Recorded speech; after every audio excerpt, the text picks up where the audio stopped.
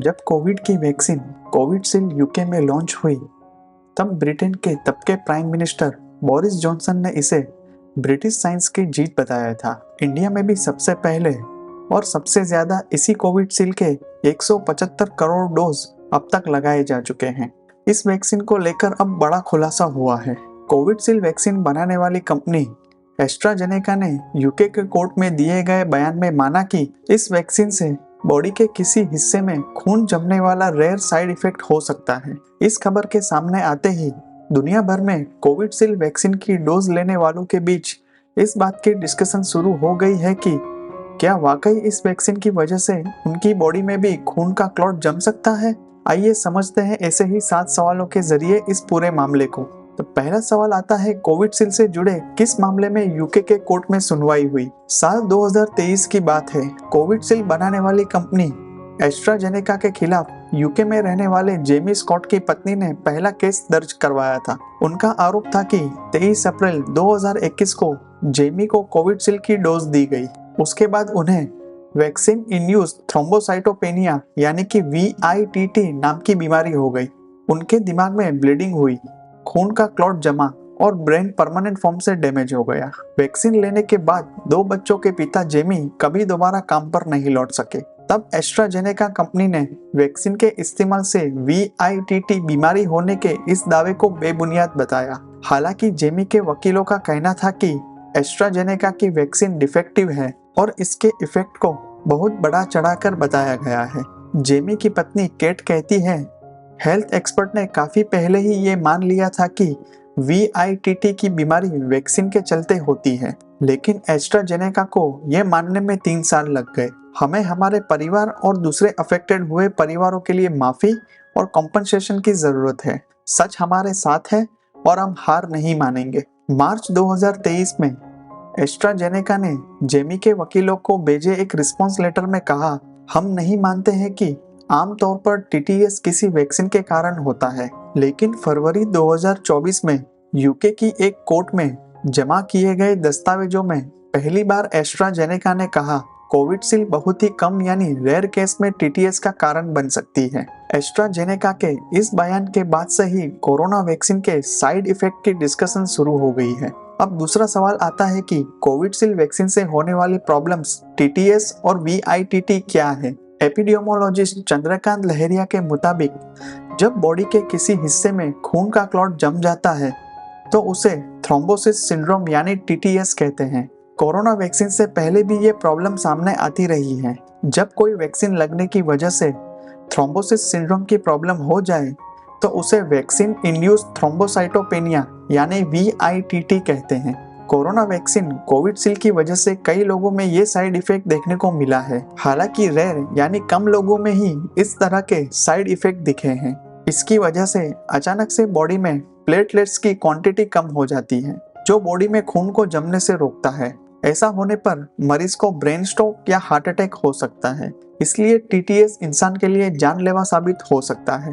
अब तीसरा सवाल यह है, क्या TTS कोविडशील्ड नहीं लेने वालों को भी हो सकता है। हाँ, TTS किसी भी वैक्सीन के बिना भी हो सकता है। TTS होने की असली वजह अभी तक पता नहीं चल पाई है। एक्सपर्ट्स किसी मरीज को TTS होने की वजह का पता उसकी रिपोर्ट्स को देखकर ही लगा पाते हैं। अब सवाल आता है, क्या कोरोना महामारी के बाद यह पहला मौका है जब कोविडशील्ड पर इस तरह के आरोप लगे हैं। नहीं, साइंटिस्टों ने मार्च 2021 में पहली डोज दिए जाने की शुरुआत में ही वैक्सीन को इंड्यूस्ड थ्रोम्बोसाइटोपेनिया VITT और थ्रोम्बोसिस की पॉसिबिलिटी जताई थी। जेमी के वकीलों का कहना है कि VITT TTS का ही एक सबसेट है, लेकिन एस्ट्राजेनेका इस वर्ड को यानी VITT को रिकॉग्निशन नहीं देती है। इस मामले से जुड़ी लॉ फर्म ली डे की सारा मूर का कहना है कि एस्ट्राजेनेका को यह मानने में 1 साल लग गया उसकी वैक्सीन खतरनाक खून के क्लॉट की वजह बन सकती है,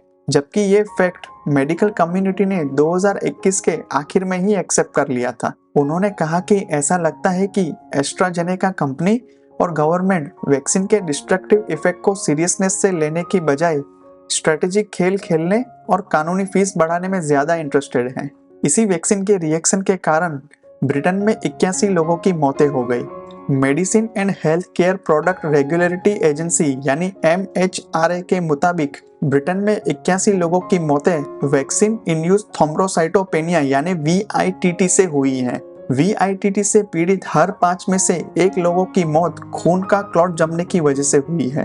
अब तक कोरोना वैक्सीन के खिलाफ यूके की हाई कोर्ट में टोटल 51 मामले दर्ज किए गए हैं। मरीजों के रिश्तेदारों ने 100 मिलियन पाउंड यानी 1047 करोड़ रुपए के कॉम्पनसेशन की मांग की है। गवर्नमेंट ने वैक्सीन बनाने वाली एस्ट्राजेनेका कंपनी के खिलाफ कोर्ट में चल रहे मामले में किसी भी तरह के इंटरफेयर करने से मना कर दिया है। अब सवाल ये है, क्या कोविडशील्ड लेने वाले सभी लोगों को इससे परेशान होने की जरूरत है? चंद्रकांत लहरिया बताते हैं कि कोविडशील्ड वैक्सीन जिन लोगों को लगी है उन्हें डरने की जरूरत नहीं है। कोविडशील्ड वैक्सीन लगवाने वाले यूरोप में सिर्फ कुछ लोगों में ही इस तरह के मामले सामने आए थे, लेकिन इंडिया या एशिया में अब तक ऐसे मामले नहीं मिले हैं।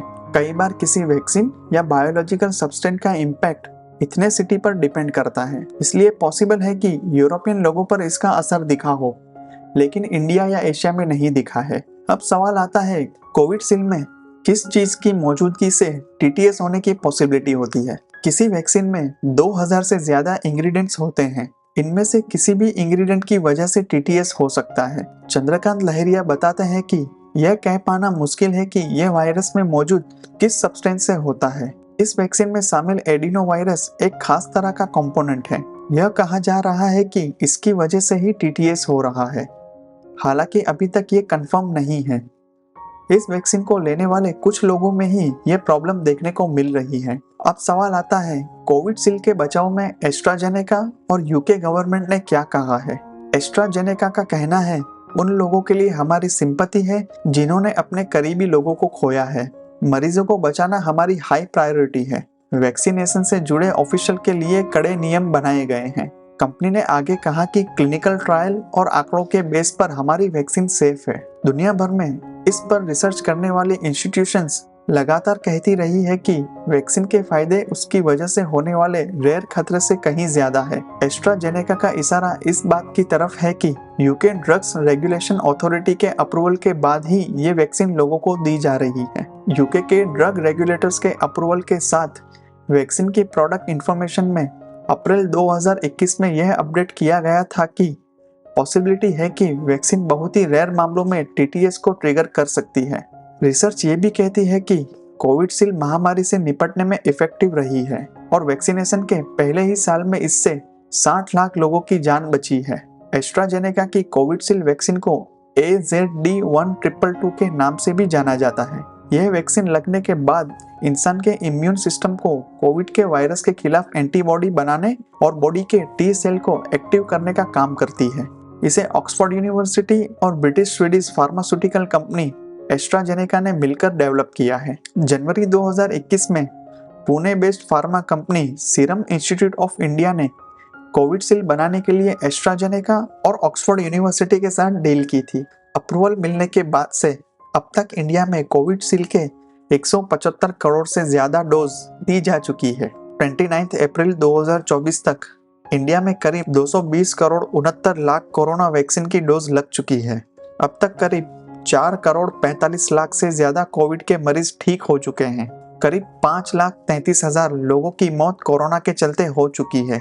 इंडिया में 16 जनवरी 2021 से वैक्सीन लगाने की शुरुआत हुई थी। शुरुआत में इंडिया के लोगों को एस्ट्राजेनेका की वैक्सीन कोविडशील्ड लगाई गई। हर इंसान को इस वैक्सीन के 2 डोज दिए गए। इंडिया, रशिया और चाइना के बाद कोविड वैक्सीन का तीसरा सबसे बड़ा एक्सपोर्टर देश बना। नेदरलैंड, ऑस्ट्रेलिया, म्यांमार, बांग्लादेश और अमेरिका को इंडिया ने 23.4 करोड़ से ज्यादा कोविड वैक्सीन की सप्लाई की।